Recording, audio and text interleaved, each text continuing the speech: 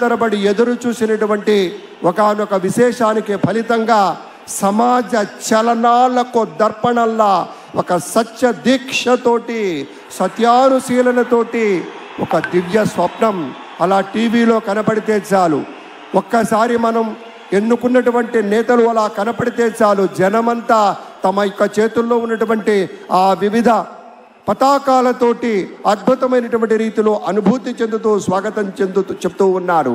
ఇక్కడ ఉన్నది మైత్రీ బంధం. 3 పార్టీలు కాదు, ఈ యావత్ ఆంధ్రప్రదేశ్ రాష్ట్రం నలుచెరుగులా ఉన్నటువంటి పెద్దల యొక్క మైత్రీ బంధానికి ప్రతీకలా అటు భారతీయ జనతా పార్టీ, జనసేన, ప్రధానమైనటువంటి తెలుగుదేశం పార్టీ ఇవన్నీ కూడా ఉత్తమోత్తమైనటువంటి లక్షణాలతోటి ఎంచుకున్నటువంటి సమాజ సేవ అన్న దానికి నిలబడి కట్టుబడి ఉంటామని ఈరోజు ప్రమాణ స్వీకారం చేస్తారు. ఆ రీతిలోనే తమ యొక్క సేవలు ఉంటాయి. మనమంతా చూడబోతూ ఉన్నాం. ఒక నిర్మలమైనటువంటి మనస్సుతోటి ఒక స్పష్టత కలిగినటువంటి అధికారిగా మన చంద్రబాబు నాయుడు గారి విజన్ గురించి యావత్ ప్రపంచ నేతలే గొప్పగా చెప్తారు. అటువంటి నాయకుడు ఇవాళ మన ముఖ్యమంత్రిగా ప్రమాణ స్వీకారం చేయబోతున్నారు. ఈ ఎడమ వైపు ఉన్నటువంటి పెద్దలంతా కూడా మంత్రులుగా ప్రమాణ స్వీకారం చేయబోతున్నారు అనేటువంటి మాటను కూడా మీతో పంచుకుంటూ ఉన్నాం. అందరూ ఒకసారి గట్టిగా చప్పట్లు కొడదామా?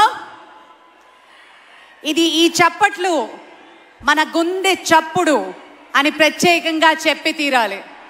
ప్రత్యక్షంగా వీక్షిస్తున్న వారు, పరోక్షంగా ప్రపంచ వ్యాప్తంగా ఈ కార్యక్రమాన్ని వీక్షిస్తున్న ప్రతి తెలుగు వారికి మన గుండె చప్పుడు వినే విధంగా, వినిపించే విధంగా కొడదాం.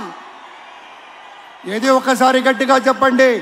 జై శ్రీ చంద్రబాబు నాయుడు, జై శ్రీ పవన్ కళ్యాణ్, జై శ్రీ నరేంద్ర మోదీ. అద్భుతః అద్భుతః. ప్రజలు పెట్టుకున్న విశ్వాసాన్ని నిలబెట్టుకుంటూ శ్రీ నారా చంద్రబాబు నాయుడు గారు వేసే అడుగులు ఈసారి మరింత బలంగా ఉండబోతున్నాయి.